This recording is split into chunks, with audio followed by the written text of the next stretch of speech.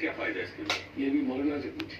वैसे इतनी बड़ी अगर मूवमेंट चला रहे हैं वो, आखिर है ना एक सिस्टम है कि वो वजारत तालीम वो भी गवर्नमेंट की है और वजारत सनअत व तजारत वो भी गवर्नमेंट की है।